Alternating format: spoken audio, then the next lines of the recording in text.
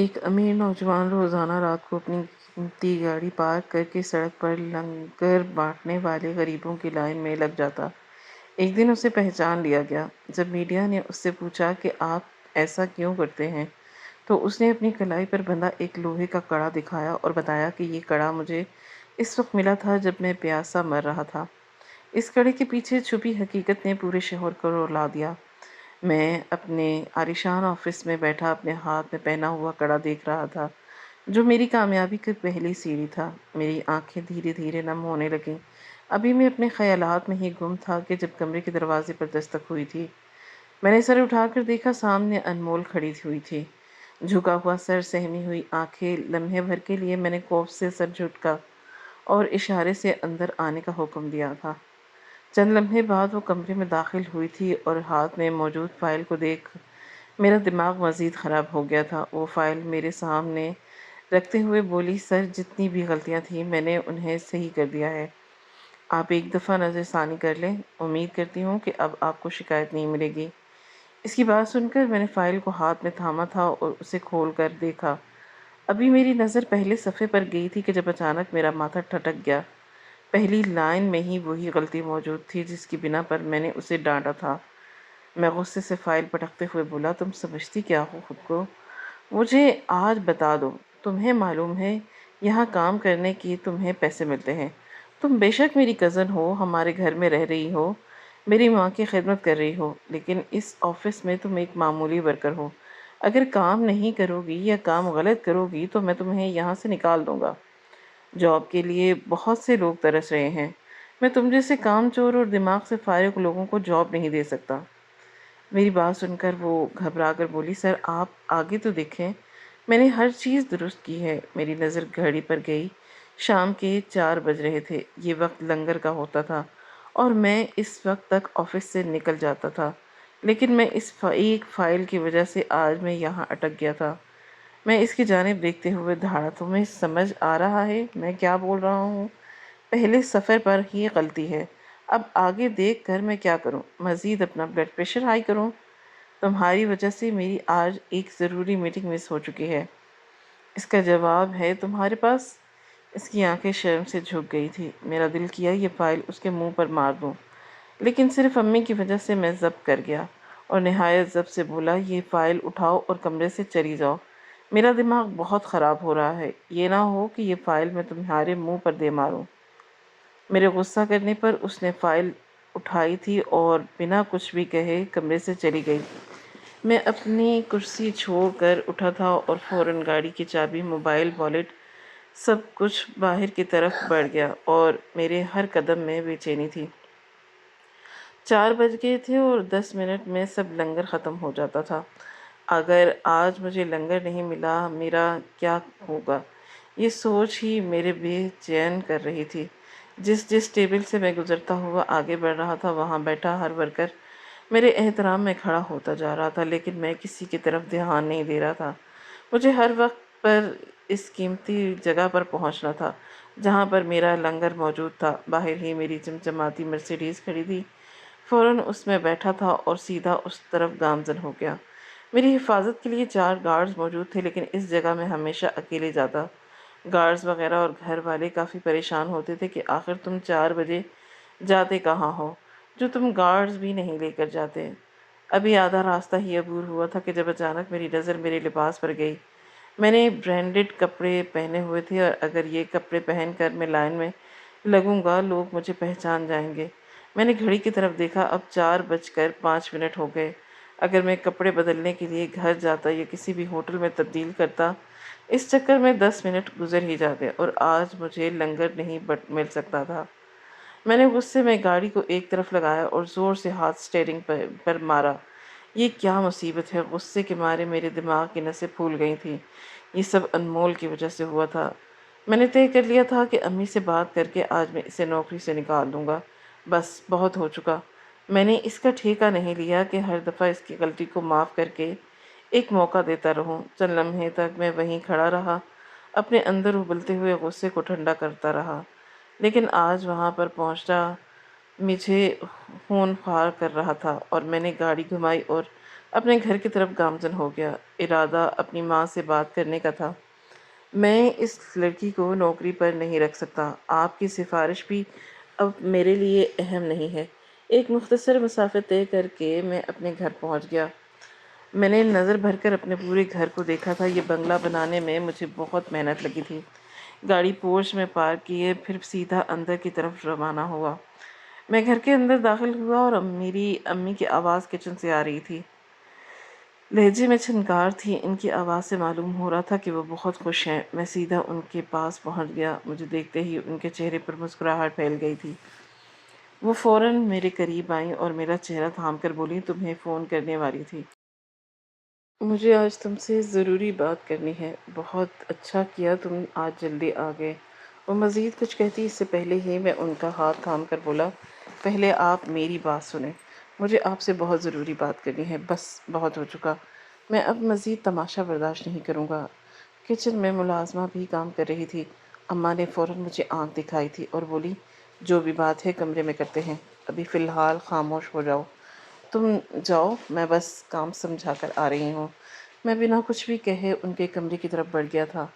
ان کی بات جو بھی تھی وہ خوشی والی تھی۔ فی الحال مجھے ان باتوں سے کوئی فرق نہیں تھا کہ کہیں میری بات سے ان کا دماغ خراب نہ ہو جائے۔ مجھے ابھی صرف اور صرف اس لڑکی کے حوالے سے بات کرنی تھی اور اسے نوکری سے نکالنا تھا۔ چند لمحے بعد اماں کمرے میں داخل ہوئیں اور مجھے آنکھیں دکھاتے ہوئے بولی، کیا کروں تمہارا؟ ملازموں کے سامنے شروع ہو گئے۔ پیٹھ پیچھے یہ عورتیں باتیں بنا کر کہے لگاتی ہیں۔ میں نہیں چاہتی میرے گھر کی باتیں پرائی عورتیں کریں اور کہے اڑائیں۔ ان کی بات سن کر بولا، مجھے کسی کی کوئی پرواہ نہیں ہے۔ جو میں آپ سے کہہ رہا ہوں یہ بات اپنے ذہن میں بٹھا لے۔ میں اب اپنے قدم پیچھے نہیں ہٹاؤں گا۔ میں نے فیصلہ کر لیا ہے۔ میری بات سن کر ان کے چہرے پر سنجیدگی چھا گئی تھی۔ میں مزید بولا، میں انمول کو نوکری سے نکال رہا ہوں۔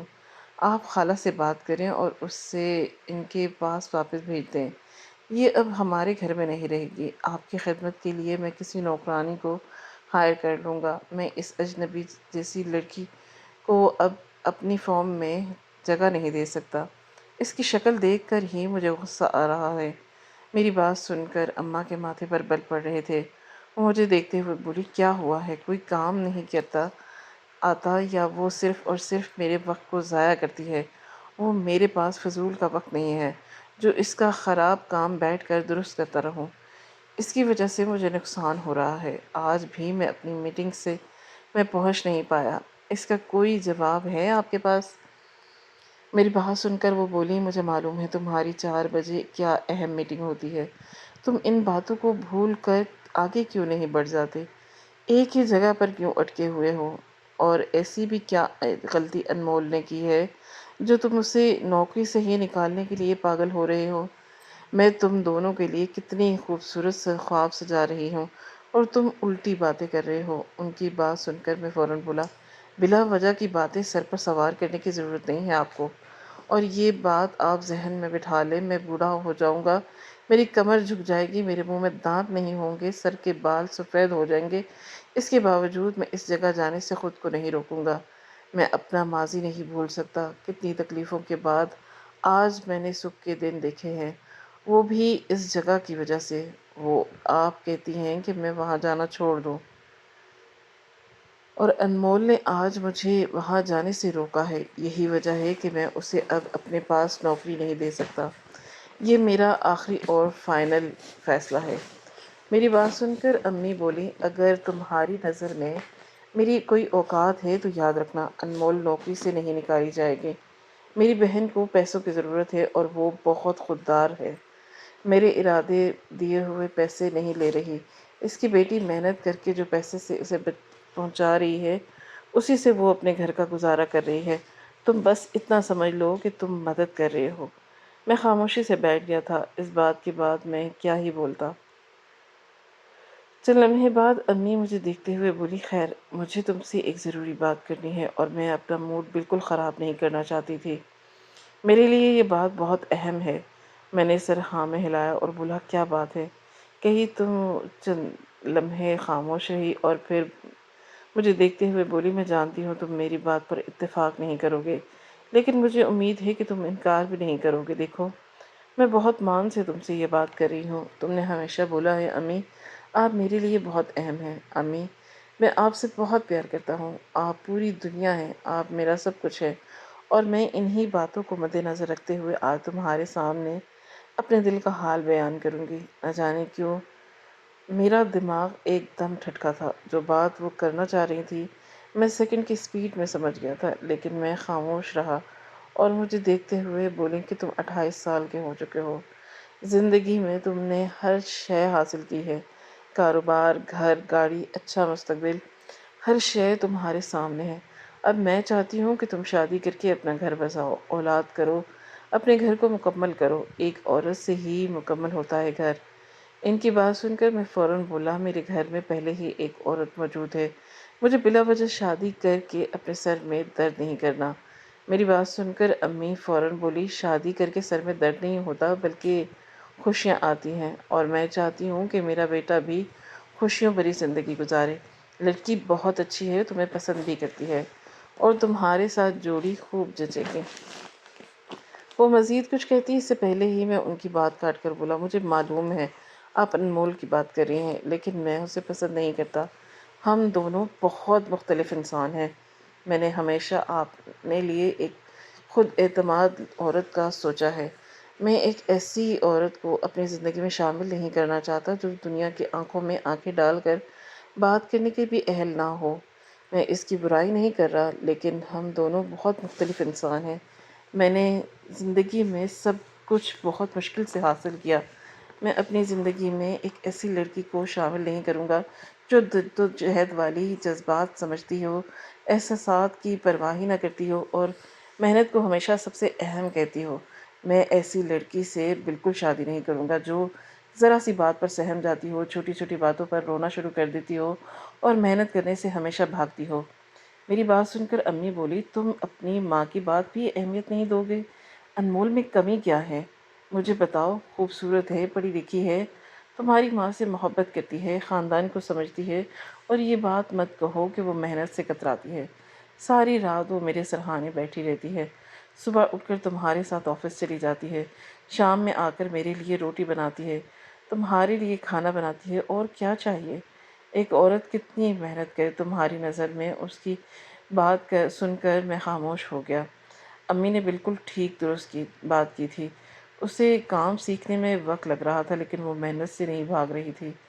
امی مجھے دیکھتے ہوئے مزید بولی میں نے آج منگنی کی پوری تیاری کی ہے، تم دونوں کا آج میں منہ میٹھا کروا دوں گی اور مجھے کوئی روک نہیں سکے گا۔ سمجھ آئی؟ ان کا لہجہ کافی سخت تھا۔ میرا دل کیا کہ میں اسی لمحے میں انکار کر دوں، لیکن میری امی کی آنکھوں میں جو خوشی نظر آ رہی تھی میں چاہ کر بھی اس خوشی کو برباد نہیں کر پا رہا تھا، اور ضبط کے کڑے مراحل کے طے کر کے ہاں کہہ دیا تھا۔ انمول سے شادی کرنا مطلب ساری زندگی ایک ایسے شخص کو اپنی زندگی میں شامل کرنے کے برابر تھا جسے میں بالکل پسند نہیں کرتا تھا۔ میں خاموشی سے کمرے سے باہر آ گیا تھا، دماغ بالکل کام کرنا بند کر چکا تھا۔ کیا واقعی مجھے ایک ایسے انسان کو اپنی زندگی میں شامل کر لینا چاہیے جسے میں پسند ہی نہیں کرتا، جسے میں اپنی زندگی میں دور تک نکال دینا چاہتا ہوں؟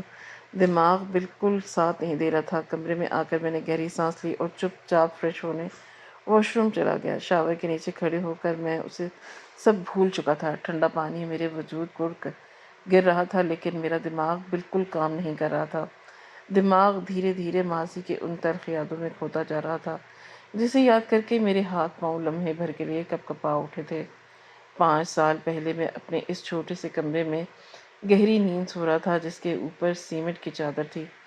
کمرہ دھوپ کی وجہ سے تپ رہا تھا۔ اچانک میرے کان میں امی بابا کے جھگڑے کی آواز آئی تھی اور میں ہڑبڑا کر جاگ گیا۔ باہر امی کسی بات پر بیٹھی رو رہی تھی اور ابا بلا مقصد ان پر چیخ رہے تھے۔ میں کمرے سے باہر آیا، مجھے دیکھتے ہی وہ غصے سے بولے 23 سال کا ہو چکا ہے لیکن اب تک اس نے ہمیں 1 روپیہ بھی کما کر نہیں دیا، صرف اور صرف میری کمائی پر پل رہے ہیں۔ حالات اتنے خراب ہیں، گھر کے کھانے کے لیے آٹا موجود نہیں ہے اور یہ لڑکا صرف اور صرف بستر توڑ رہا ہے۔ میں نے گھڑی کی طرف دیکھا تھا، صبح کے 7 بج رہے تھے۔ اس وقت بھلا کون جھگڑا کرتا ہے؟ میں کچھ کہتا اس سے پہلے ہی بابا چیخ چلا کر گھر سے باہر جا چکے تھے۔ میں نے امی کی طرف دیکھا تو نظریں جھکائے بیٹھی مسلسل روئے جا رہی تھی۔ میں ان کے نزدیک ہی بیٹھ گیا تھا۔ میں کچھ کہتا اس سے پہلے ہی وہ روتے ہوئے بولی، میری زندگی میں کیا صرف رونے ہی گزر جائے گی؟ کیا میں انسان نہیں ہوں؟ کیا مجھے حق نہیں ہے کہ میں اپنی زندگی خوشی سے گزاروں؟ تمہارا باپ آخر چاہتا کیا ہے؟ تم ایک دفعہ اس سے پوچھ لو، ورنہ مجھے کہیں چھوڑ آؤ۔ میں ایسی زندگی نہیں گزارنا چاہتی۔ ہر شخص اس کی طرح مجھے بھی حق ہے میں خوشی سے اپنا آپ سنواروں، اپنی زندگی کو خوشی سے جیوں۔ لیکن تمہارا باپ اتنا ظالم کیوں ہے؟ ان کی بات سن کر میں فوراً بولا، امی پاپا بھی پریشان ہیں، کام نہیں ہے، ٹینشن ہوتی ہے، آپ کیوں ان سے جھگڑا کرتی ہیں؟ وہ فوراً بولے، جھگڑا کیوں نہ کروں، گھر میں راشن نہیں ہے، صبح کا ناشتہ نہیں بن سکتا۔ اب اگر میں یہ سوال نہ کر رہی ہوں تو وہ الٹا مجھ پر چڑھ رہے ہوں۔ تم جاؤ اپنی ماں بہنوں سے مانگو۔ کب تک میں تم لوگوں کے ان سے مانگ مانگ کر پالوں گی؟ شرم لحاظ کہ میری بہن خود غریب ہے، اس کے 3 بچے ہیں، 2 بیٹیاں 1 بیٹا، اس کے باوجود وہ مجھے اپنے پاس سے کچھ نہ کچھ دیتی رہتی ہے کہ بس تو خوش رہے، اپنا گھر چلاؤ، اور وہ کتنا کرے گی میرے لیے۔ اس کے باوجود یہ آدمی کہتا ہے اسی کے در پر جاؤ اور اسی سے مانگو۔ تم خود بتاؤ کیا یہ اچھی بات ہے؟ ان کی بات سن کر میں شرمندگی سے سر جھکا گیا۔ اس وقت میری پڑھائی چل رہی تھی، نوکری کرنے کا سوال بھی پیدا نہیں ہوتا، لیکن حالات کے پیش نظر میں امی کا چہرہ تھام کر بولا، میرا دل نوکری کرنے کا نہیں ہے، میں ابھی صرف اپنی تعلیم پر دھیان دینا چاہتا تھا۔ اگر تعلیم ہوگی تبھی مجھے اچھی جگہ نوکری مل پائے گی، میں کچھ نہیں کر پاؤں گا۔ میری بات سن کر امی میرا ہاتھ تھام کر بولی، میں سب جانتی ہوں، لیکن کیا کروں، تمہارے باپ نے مجھے ہر طرف سے مجبور کیا ہوا ہے۔ سہیل، تمہیں ہی اب کوشش کرنی ہوگی بیٹا، ہم کب تک اس طرح مانگ کے گزارا کریں گے؟ تمہارے باپ کی طرف سے مجھے اب کوئی امید نہیں ہے۔ ان کی بات سن کر میں خاموش ہو گیا تھا، میرے پاس اس بات کا جواب نہیں تھا، لیکن امی ٹھیک بول رہی تھی، بابا سے امید لگانا اب دیوار سے امید لگانے کے برابر ہے۔ میں خاموشی سے کمرے میں واپس آ گیا تھا، چپ چاپ بستر پر لیٹ گیا۔ 9 بجے مجھے یونیورسٹی جانا تھا۔ گھر کے حالات جتنے بھی خراب ہوں، میں اپنی پڑھائی چھوڑنا نہیں چاہتا تھا۔ زندگی نے مجھے صرف ایک ہی چیز پورا کرنے کی اجازت دی تھی، اور وہ چیز کو ادھورا نہیں چھوڑنا چاہتا۔ کالج میں مجھے اسکالرشپ ملی تھی، اور اسی کی بدولت مجھے یونیورسٹی میں داخلہ ملا تھا۔ یہ یونیورسٹی بہت ہائی کلاس نہیں تھی، لیکن میری تعلیم یہاں سے پوری ہو رہی تھی، اس سے زیادہ مجھے کچھ نہیں چاہیے تھا۔ وقت دھیرے دھیرے گزرتا جا رہا تھا۔ 9 بجے ہی میں یونیورسٹی کے لیے نکل گیا۔ امی نے اپنے لیے سوکھی روٹی تل کر کھا لی، مجھے بھی کھانے کی ہدایت کی تھی۔ راستے کا مسئلہ ہے، بھوکے پیٹ نہیں جاؤ، لیکن فی الحال میں نے منع کر دیا کیونکہ ابھی کچھ بھی کھانے کا دل نہیں چاہ رہا تھا۔ ایک مختصر سی مسافت طے کر کے میں یونیورسٹی پہنچ گیا تھا۔ ابھی میں اندر داخل ہی ہوا تھا کہ جب ہر طرف مجھے خوبصورت لوگ نظر آنے لگے تھے، مہنگے کپڑے پہنے ہوئے، فریش چیزوں کے ساتھ۔ ایک واحد میں تھا جس کے پاس نہ اچھا لباس تھا اور نہ ہی فریش چہرہ۔ جب گھر کے اندر اتنے مسائل ہوں، اتنی پریشانیاں ہوں، انسان کہاں خوش ہو سکتا ہے؟ میں چپ چاپ اپنی کلاس کی طرف بڑھ گیا تھا اور خاموشی سے بیٹھ کر کلاس لینے لگا۔ وقت دھیرے دھیرے گزرتا جا رہا تھا۔ شام 4 بجے یونیورسٹی سے آف ہوا اور میں نے ابھی تک کچھ بھی نہیں کھایا تھا۔ میرے پاس صرف کرائے کے پیسے تھے، اور وہ پیسے بھی میں بہت سوچ سمجھ کر خرچ کرتا تھا۔ کتنا راستہ میں پیدل چل کر عبور کرتا تھا تاکہ پیسے بچ سکیں، لیکن اب میری حالت خراب ہو رہی تھی۔ مجھے بھوک پیاس دونوں شدت سے لگ رہی تھی۔ اچانک ہی مجھے شدید چکر آئے تھے اور میں وہیں فٹ پاتھ پر بیٹھ گیا تھا۔ مجھے ہر شے دھندلی معلوم ہو رہی تھی، جب اچانک میری نظر ایک لمبی لائن پر گئی۔ وہاں پر لنگر تقسیم کیا جا رہا تھا۔ میں نے ہمت کی تھی اور اپنی جگہ سے اٹھ کھڑا ہوا، اور ایک نے کہا کہ میں نے پیچھے حصے کی جانب ڈالی۔ یونیورسٹی کا کوئی ساتھی وہاں موجود نہیں تھا، لیکن کسی کو بھی نہ دیکھ کر میں خاموشی سے اس لنگر کی لائن میں لگ گیا۔ دل بہت اداس ہو رہا تھا۔ میں نے کبھی نہیں سوچا تھا کہ بھوکا اور پیاس سے تڑپ کر میں لنگر کی لائن میں بھی آ سکتا تھا، لیکن انسان جب بے بس ہو جاتا ہے، اس کے پاس کچھ نہیں بچتا، اور صرف کھانا مانگتا ہے۔ وہ یہ نہیں دیکھنا کھانا ہمیں کس جگہ سے دستیاب ہو رہا ہے۔ ابھی کچھ ہی دیر گزری تھی کہ جب ایک عورت میرے پیچھے لگی تھی اور کافی بے چین لگ رہی تھی۔ بار بار مڑ کر کچھ دیکھتی جا رہی تھی۔ میں پلٹا تھا اور اس عورت کو دیکھتے ہوئے بولا، کیا بات ہے، اتنا پریشان کیوں ہو رہی ہے آپ؟ میں نے نرمی سے پوچھا تو وہ دوسری جانب اشارہ کرتے ہوئے بولی، میرا بچہ بہت چھوٹا ہے، صرف 2 مہینے کا، میں اسے وہاں چھوڑ کر آئی ہوں، میرا دل ڈر رہا ہے، کتے بھی گھوم رہے ہیں، کہیں میرا بچہ کے پاس نہ چلے جائیں، لیکن مجھے کھانا چاہیے، جب بھی میں اپنے بچے کو دودھ پلا سکتی ہوں، لیکن میں یہاں لائن میں نہیں لگ پا رہی۔ اس کی بات سن کر میری نظر اس طرف اٹھی جہاں وہ بچہ موجود تھا، وہ مسلسل روئے جا رہا تھا۔ میرا دل عجیب ہوا، میں اس عورت کو دیکھتے ہوئے بولا، آپ وہاں پر بیٹھ جائیں، میں آپ کے لیے لے آؤں گا۔ وہ فوراً بولی، ان کا اصول ہے جو لائن میں ہوتا ہے اسی کو کھانا ملتا ہے، میں کیا کروں؟ مجھے کچھ سمجھ نہیں آ رہا۔ ان کی بات سن کر میں ایک بار پھر نرمی سے بولا، آپ جاؤ، میں کچھ کرتا ہوں، میں وعدہ کرتا ہوں آپ کو کھانا ملے گا۔ میری بات سن کر وہ عورت بنا کچھ بھی بولے اپنے بچے کے پاس چلی گئی اور وہاں جاتے ہی اس نے بچے کو گود میں اٹھا لیا اور مجھے آس پاس بھری نظروں سے دیکھنے لگی۔ میں نے سوچ لیا جب میری باری آئے گی میں ان سے بات کر کے اس عورت کے لیے بھی کھانا لے لوں گا۔ لوگ اتنے بھی ظالم نہیں ہوتے کہ کھانا ہی نہ دیں۔ لائن آگے بڑھتی جا رہی تھی اور ٹھیک 15 منٹ بعد میرا نمبر آیا۔ جیسے ہی انہوں نے مجھے کھانا دیا میں فوراً اس عورت کی طرف اشارہ کرتے ہوئے بولا، وہ عورت بھی میرے ساتھ لائن میں لگی ہوئی تھی، لیکن اس کا بچہ مسلسل روئے جا رہا تھا، اس لیے وہ ایک طرف بیٹھ گئی۔ آپ کی نوازش ہوگی، آپ اس عورت کے لیے بھی مجھے کھانا دے دیں۔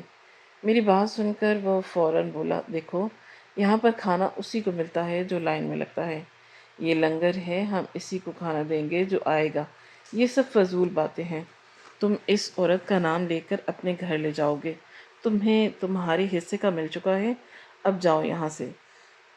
میں ایک بار پھر بولا، میں نے اس عورت سے وعدہ کیا تھا، آپ کی مہربانی ہوگی، آپ مدد کر دیں، ویسے بھی یہ لنگر تو سب کو ہی دیا جاتا ہے۔ لیکن وہ آدمی بولا فوراً، اگر تم نہیں جاؤ گے تو یہ کھانا بھی تم سے چھین لیا جائے گا، لائن لمبی ہے، اب جاؤ یہاں سے۔ اس کی سخت آواز پر میں ایک طرف ہو گیا۔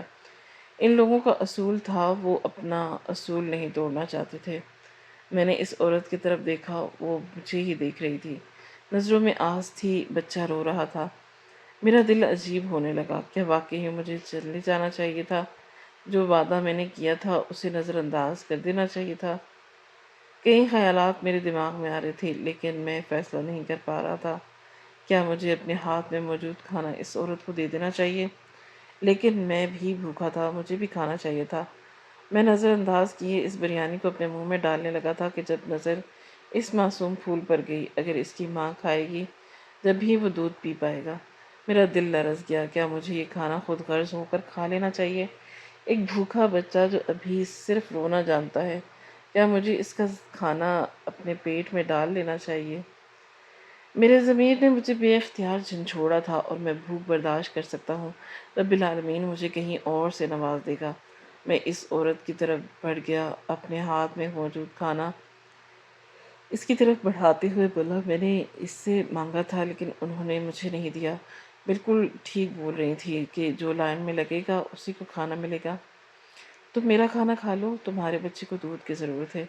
میری بات سن کر وہ بولی تھی، لیکن تم نے بھی کتنی دیر تک کھڑے ہو کر لائن لگائی، میں تمہارا حق نہیں کھانا چاہتی، تم کھا لو۔ میں بنا کچھ بھی کہے اس کے پاس کھانا رکھتے ہوئے جانے لگا جب اچانک وہ بولی، اچھا ٹھہرو، میری بات سنتے جاؤ۔ میں نے پلٹ کر دیکھا، وہ اپنے ہاتھ سے ایک لوہے کا کڑا اتار رہی تھی۔ میں بنا کچھ بھی کہے بس اسے خاموشی سے دیکھ رہا تھا۔ وہ میری جانب لوہے کا کڑا بڑھاتے ہوئے بولی، یہ پہن لو، میں وعدہ کرتی ہوں تمہاری بدولت اس سے بھی کئی سینکڑوں لوگ کھانا کھائیں گے اور تم کبھی بھی لوگوں کا کھانا دینے سے منع نہیں کرو گے۔ تم دیکھنا، تم ایک دن بہت کامیاب ہو جاؤ گے، مگر مجھے بھولنا مت، یہاں ضرور آنا، کبھی نہ کبھی ہماری ملاقات ضرور ہوگی۔ میں نے اس لوہے کے کڑے کو ہاتھ میں تھام لیا تھا، دماغ بالکل سن ہو چکا تھا۔ کچھ سوچ کر میں نے اس کڑے کو پہن لیا، صرف یہ سوچ کر کہ وہ عورت خوش ہو جائے گی، کہ میں نے اسے حقیر سمجھ کر نظر انداز نہیں کیا۔ میں خاموشی سے اپنے گھر روانہ ہو گیا، اس بات سے بے خبر کہ میری زندگی کیسے تبدیل ہونے والی ہے۔ ابھی میں گھر آیا ہی تھا کہ جب اماں ایک ٹرے میں کھانا لے کر میرے کمرے میں داخل ہوئی تھی۔ چکن بریانی کو دیکھ کر میں حیران رہ گیا۔ وہ کھانے کی ٹرے میرے سامنے رکھتے ہوئے بولی، تمہاری خالہ نے آج میلاد قرآن خوانی کی تھی، وہیں سے کھانا آیا ہے، تمہارے لیے، جلدی سے کھا لو، مجھے پتا ہے صبح سے تم نے کچھ نہیں کھایا ہوگا۔ ان کی بات سن کر میری آنکھوں میں نمی آ گئی۔ میں نے واقعی ہی صبح سے کچھ نہیں کھایا تھا۔ مجھے وہ لمحہ یاد آیا جب میں نے چھولے آلو کی بریانی اس عورت کو دی تھی، اور اب اللہ تعالیٰ نے بدلے میں مجھے چکن کی بریانی دی۔ مجھے احساس ہونے لگا کہ جب آپ کسی کی فکر کرتے ہیں، کسی کی مدد کرتے ہیں، رب العالمین آپ کو اتنا نوازتا ہے۔ کھانا تناول کرنے کے بعد میں امی کو دیکھتے ہوئے بولا، بابا کا کچھ پتہ چلا؟ کہاں ہیں؟ صبح سے گھر پر چکر لگایا؟ وہ سر نفی میں ہلا کر بولی، پتہ نہیں تمہارے باپ کا کیا مسئلہ ہے، ہر وقت بس ستانے کا ہی کام کرتے رہتے ہیں۔ حالانکہ پتہ تھا آج میری بہن کی طرف جانا ہے، لیکن جان بوجھ کر جھگڑا کیا اور غائب ہو گئے۔ سب وہاں پر ان کا پوچھ رہے تھے، جبکہ میں کچھ بھی نہیں بولا۔ وقت دھیرے دھیرے گزرتا گیا اور شام کے سائے چاروں طرف پھیل گئے، جب اچانک میرے موبائل فون پر کال آئی۔ میں نے فون یس کہہ کے کان پر لگایا جب دوسری جانب سے ایک نسوانی آواز سنائی دی، آپ مسٹر سہیل ندیم بات کر رہے ہیں؟ میں نے سلام کیا تھا اور بولا، جی ہاں میں بات کر رہا ہوں، آپ کون؟ وہ بولی، آپ نے اپنی سی وی ہمیں بھیجی تھی، کل دوپہر 2 بجے آپ کا انٹرویو ہے، آپ آ جانا۔ مجھے ایک دم یاد آیا کہ گھر کی پریشانیوں کو دیکھتے ہوئے میں نے ایک جگہ اپلائی کیا تھا، لیکن مجھے بالکل یقین نہیں تھا کہ وہاں سے مجھے کال آ جائے گی۔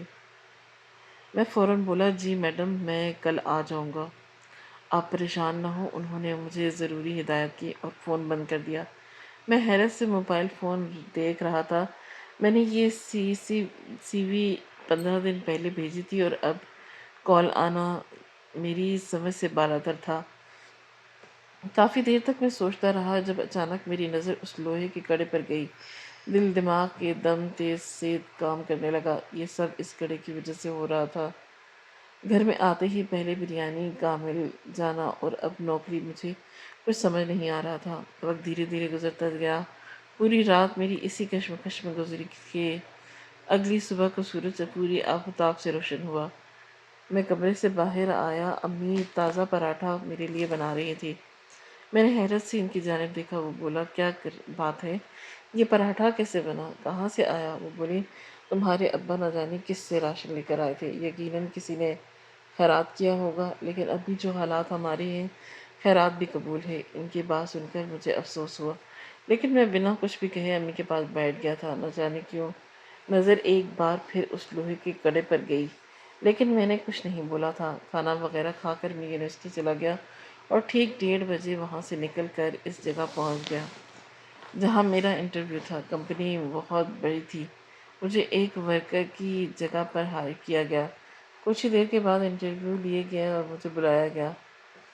مجھ سے دیگر سوالات کیے گئے۔ تعلیم اچھے ہونے کے باعث میں نے بآسانی ہر سوالات کا جواب دے دیا، جو میرے لیے بہت فائدہ مند ثابت ہو رہا تھا۔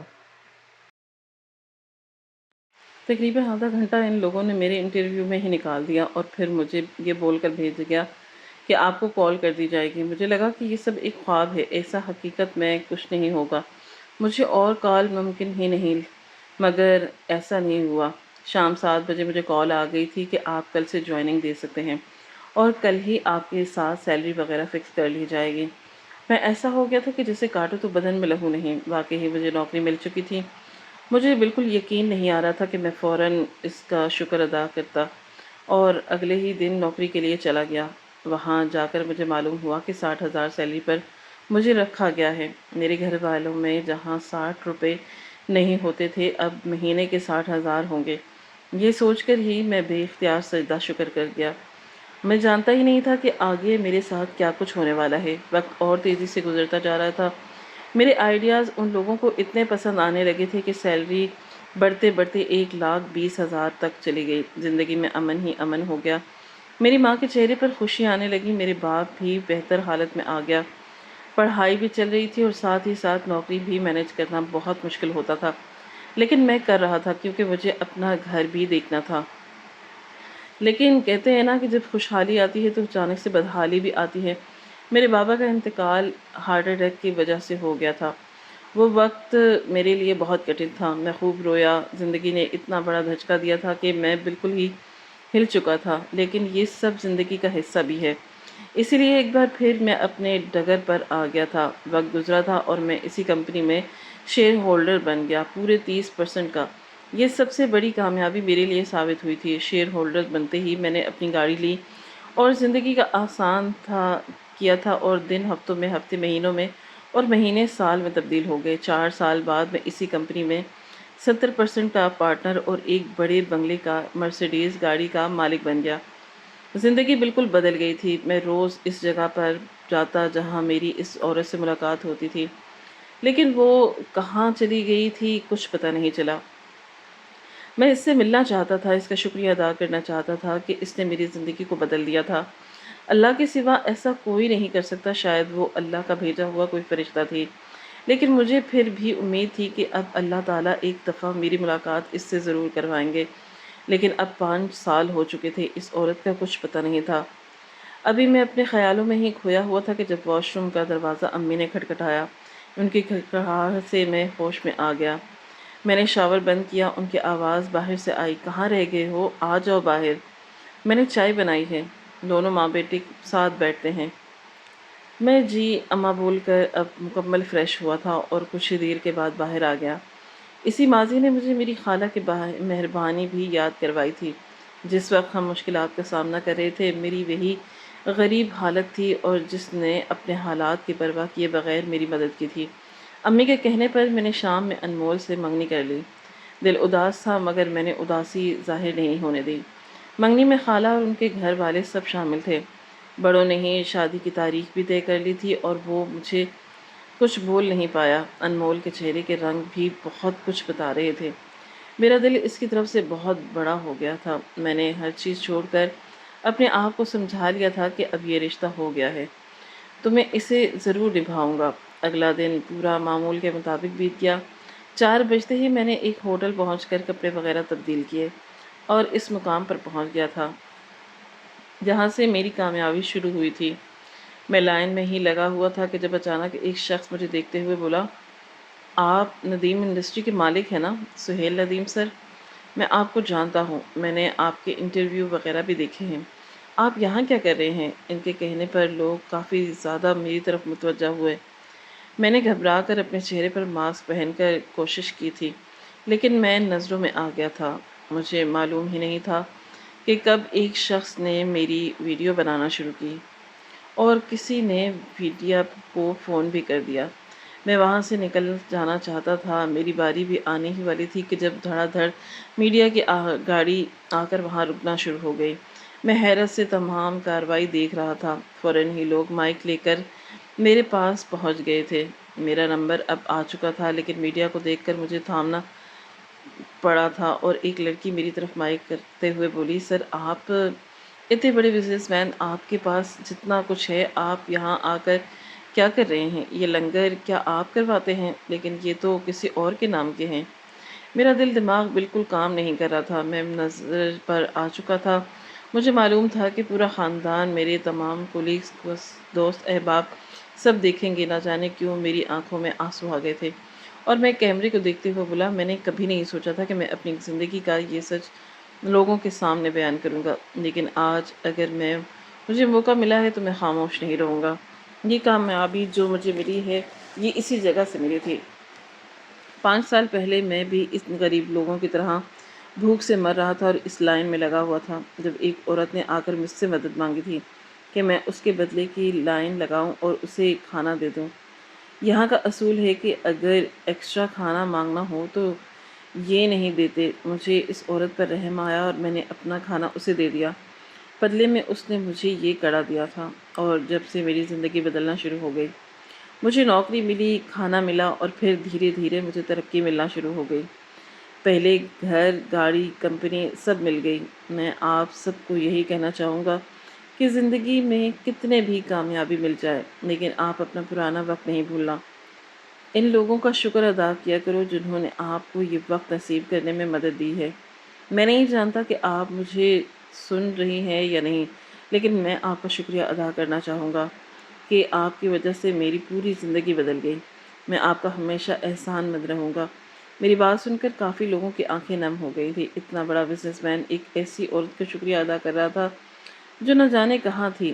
آج کل لوگ کبھی بھی اپنا پرانا وقت یاد نہیں کرتے، خاص کر ان لوگوں کو بالکل یاد نہیں کرتے جو ان کی کبھی مدد کر پائے تھے۔ وقت گزرا تھا، امی نے میری شادی انمول سے کروا دی تھی اور وہ لڑکی واقعی اچھی تھی۔ اس روز ماضی کو یاد کرنے کے بعد مجھے احساس ہوا تھا کہ اس کی فیملی بھی ہمارا بہت خیال رکھا تھا اور ہمیں برے وقت میں سمجھا تھا۔ اب میری باری تھی ان لوگوں کی فکر کرنے کی۔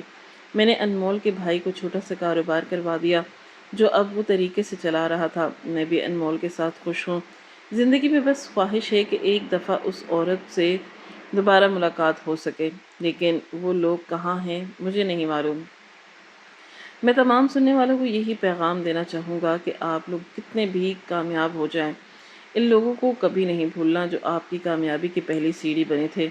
مجھے نہیں معلوم کہ اس عورت کی وجہ سے مجھے کامیابی ملی ہے یا نہیں، لیکن میں اتنا ضرور کہوں گا کہ وہ میری زندگی میں اہم کردار ضرور رکھتی تھی۔ ناظرین، آپ کو آج کی کہانی کیسی لگی کامنٹ باکس میں اپنی رائے کا اظہار ضرور کریں۔ خواہش صرف اتنی ہے کہ کچھ الفاظ لکھوں جس سے کوئی گمراہی کے راستے پر جاتے جاتے رک جائے، اور نہ بھی رکے تو سوچ میں ضرور پڑ جائے۔